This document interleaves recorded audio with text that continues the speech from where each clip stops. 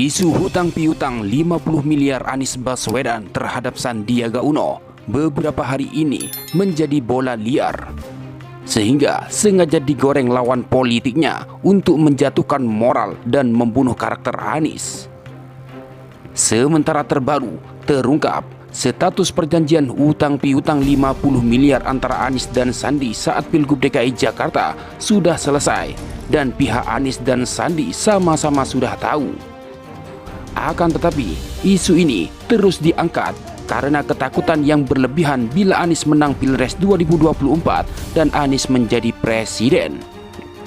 Di satu sisi, pihak-pihak yang terlibat dan pemain sejarah dalam komitmen di Pilgub DKI Jakarta sengaja diam tanpa kejelasan untuk menggiring opini rakyat agar terkesan Anies berhutang tapi tidak mau bayar. Kejam dan jahat bukan? Jadi, sudah bisa ditebak siapa yang bohong dan siapa yang jujur.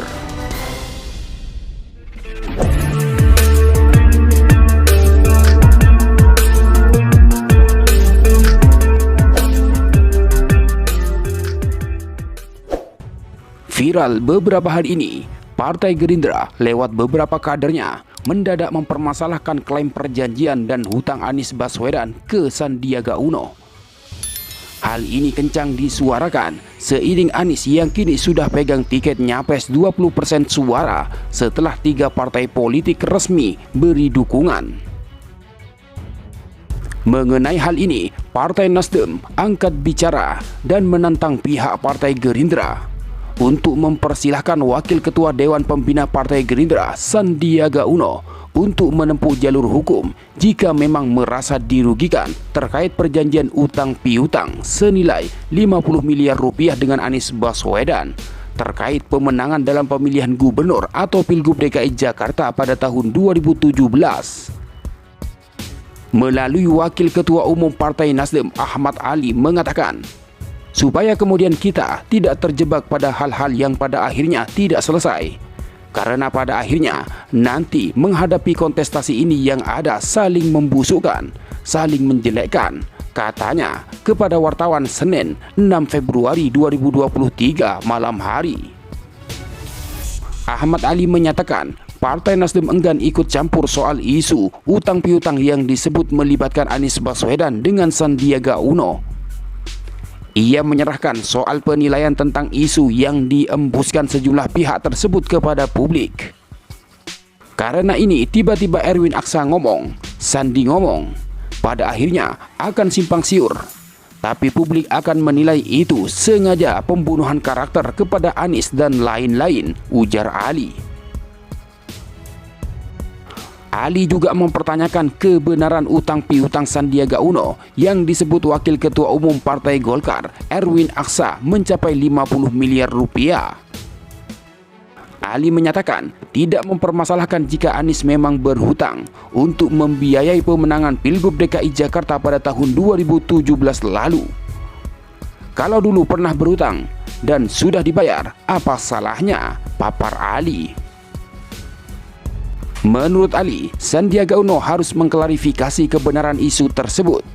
Ia juga mempertanyakan sikap Sandiaga Uno yang baru membahas persoalan ini 6 tahun setelah perjanjian dibuat.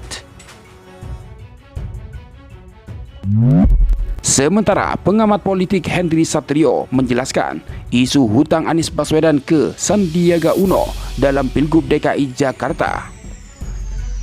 Ia mengaku sudah bicara dengan Anies Baswedan dan meminta menjelaskan masalah ini ke media. Saya ngobrol sama Mas Anies Baipon tentang isu utang piutang ini. Terus beliau menjelaskan. Selesai menjelaskan, dia bilang, ya sudah Mas Hensat, saya yang menjelaskan ke teman-teman media, ucap Hensat di Hotel Novotel Cikini Jakpus, Selasa 7 Februari 2023. Dalam penjelasan Anies ke Hensat, utang itu memang ada tertuang dalam perjanjian Pilgub DKI Jakarta berisi 7 poin. Nilainya sempat diungkit Erwin Aksa 50 miliar rupiah. Namun soal nilai ini tidak dijelaskan rinci oleh Hensat. Hensat tak mengetahui motif dibalik ramainya masalah hutang ini jelang Pilpres 2024. Tapi dari sisi lain, isu ini bisa jadi presiden bagus karena kepala daerah terpilih tidak berpikir soal balikin modal. Dalam perjanjian itu, utang Anies kepada Sandiaga Uno dianggap lunas jika menang Pilgub DKI Jakarta 2017.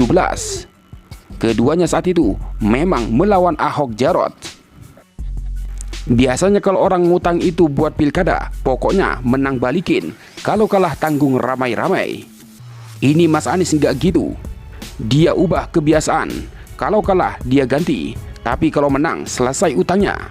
Lunas dianggapnya. Ada hitam di atas putih. Lanjut Hensat.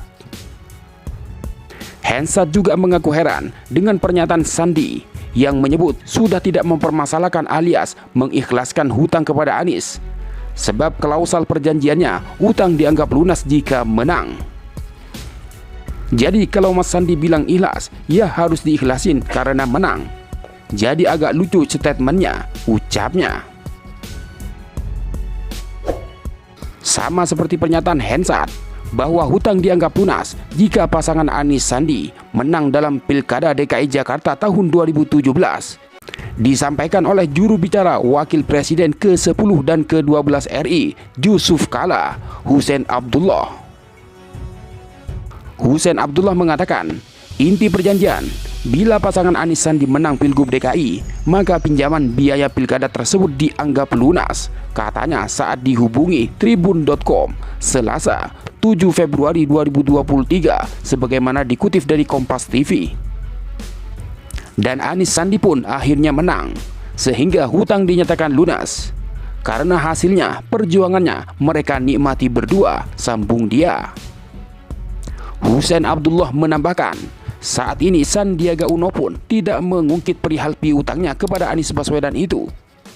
Sikap Sandiaga Uno ini, lanjut dia, sudah selesai dengan perjanjian dengan Anies kala itu. Sejauh ini kan memang tidak pernah terdengar lagi Pak Sandi menagih utang biaya kampanye tersebut. Ya karena seusai isi perjanjian tadi, kalau menang berarti lunas, ujar Husein.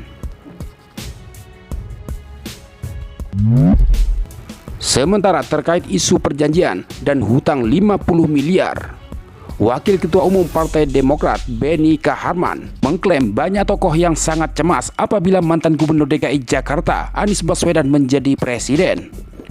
Benny mengatakan, kecemasan para tokoh dan pemimpin politik ini sudah terlihat setelah muncul berbagai isu yang ditunjukkan kepada Anies. Benny menilai Anies merupakan sosok pemimpin yang memiliki komitmen kuat untuk memberantas korupsi. Selain itu, Anies juga dinilai berkomitmen untuk melawan oligarki yang merusak tatanan negara Indonesia. Lebih lanjut, Benny menyebut sudah muncul narasi-narasi yang isinya mendiskreditkan Anies, seperti membangun image Anies korupsi hingga Anies gagal membangun DKI Jakarta selama 5 tahun menjabat sebagai gubernur. Kemudian Anies orang Arab, hingga terbaru isu utang piutang yang membawa-bawa Anies dan Sandiaga Uno. Benny juga menilai isu utang piutang itu tidak perlu lagi dibesar-besarkan ke publik. Saya pribadi melihat ini semua bagian dari agenda-agenda politik kontestasi lah ya. Persaingan-persaingan yang tentu saja menjadi suatu keniscayaan dalam demokrasi elektoral kayak kita ini, katanya.